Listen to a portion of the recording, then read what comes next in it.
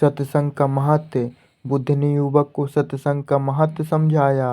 महात्मा बुद्ध एक गांव में ठहरे हुए थे। वे प्रतिदिन शाम को वहां पर सत्संग करते थे।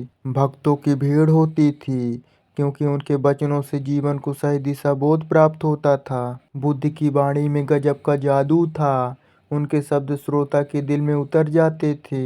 युवक टोकरी में जल भरने में असफल रहा।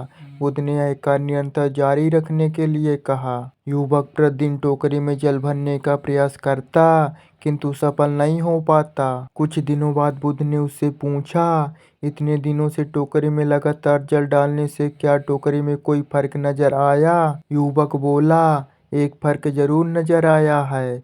पहले टोकरी के साथ मिट्टी जमा होती थी, अब वह साफ दिखाई देती है। कोई गंदगी नहीं दिखाई देती है और इसके छेद पहले जितने बड़े नहीं रह गए, वे बहुत छोटे हो गए हैं। तब बुद्ध ने उसे समझाया, यदि इसी तरह उसे पानी में निरंतर डालते रहोगे तो कुछ ही दिनों में ये छेद फूलकर बंद हो जाएंगे और टोकरी में पानी भर पाओगे। इसी प्रकार जो निरंतर सत्संग करते हैं, उनका मन एक दिन अवश्य निर्मल हो जाता है। अब गुणों के छिद्र भरने लगते हैं और गुणों का जल भरने लगता है। युवक ने बुद्ध से अपनी समस्या का समाधान पा लिया। निरंतर सत्संग से दुर्जन भी सज्जन हो जाते हैं, क्योंकि महापुरुषों की पवित्र वाणी उनके मानसिक विकारों को दूर कर उनमें सद्विचारों का आलोकन प्रसारित कर देती है। बुद्ध के ज्ञान से सेठ ने पाया सुख। बुद्ध और सेठ की कहानी। छन्ना सेठ के पास 7 पुरुषों के पालन पोषण हेतु जितना धन था, उसका व्यापार चारों तरफ फैला हुआ था, किंतु फिर भी उसका मन अशांत रहता था। कभी धन की सुरक्षा की चिंता, तो कभी व्यापारिक प्रतिस्पर्धा में आगे निकलने का तनाव। चिंता और तनाव के कारण वह अस्वस्थ रहने लगा। उसके मित्र ने उसकी गिरती दशा देखी तो उसे बुद्ध के पास जाने की सलाह दी। सेठ बुद्ध के पास पहुंचा और अपनी समस्या बताई।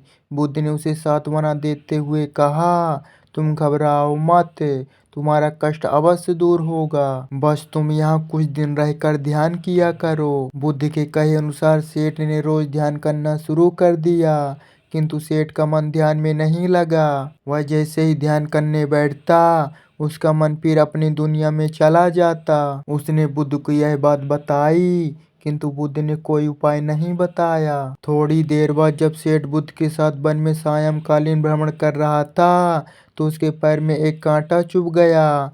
वह दर्द के मारे कराहने लगा। बुद्ध ने कहा, बेहतर होगा कि तुम जी कड़ा कर कांटे को निकाल दो, तभी दर्द से मुक्ति मिल जाएगी। सेठ ने मन कड़ा कर कांटा निकाल दिया।